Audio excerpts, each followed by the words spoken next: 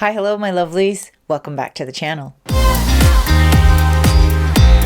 So today we're going to talk about why it's so difficult to put the Korean language into the English language and the English language into the Korean language. Why is it so difficult? So before we get into the details, we actually have to think about the two different languages as an element, not words and phrases and sentences and paragraphs. So the Korean language itself is very, very specific and detail oriented.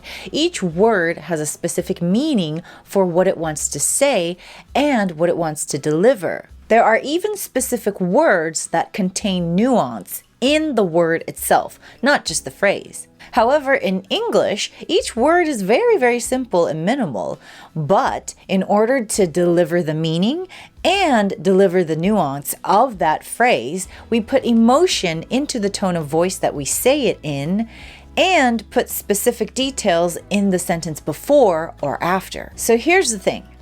If we want to say something in Korean, we can use even just a couple of words to describe it in the nuance that we want to deliver it in, with the meaning. In English, we use a combination of words that are very minimal and simple, and use our tone of voice or other sentences on top of that sentence to deliver the meaning and nuance. Then how do we deliver what we want to say in Korean to exactly what it means and the nuance that it has in English? Well, here's the thing. It's not as complicated as you think, and it's actually very, very simple. In order to deliver something in Korean in the exact way that you want to deliver it, with the meaning and the feeling and the vibe and everything else put together, in English, all you have to do is simplify it first. Then what you do is expand on it. So to add that feeling and that vibe, you really have to put emotion into the English language, just like how I'm emphasizing it now with my tone of voice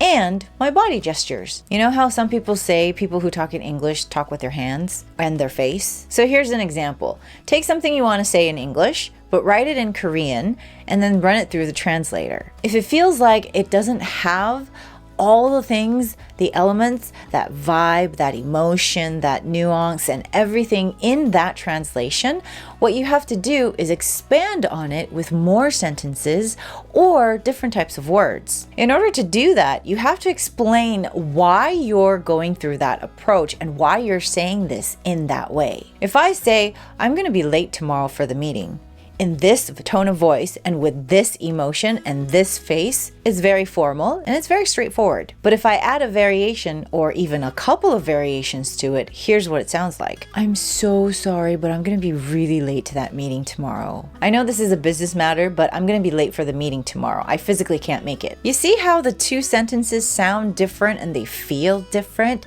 That's the thing with English. English not only uses a simple combination of very simple and minimal words, but it adds emotion to the tone of voice and the way we deliver it, the way we say it. So if you're having difficulty putting Korean into English and you kind of feel like they're not matching up, think about how you're saying it, how you're writing it, and what you're saying before and after that sentence or phrase. See you next time. Always with love. Bye.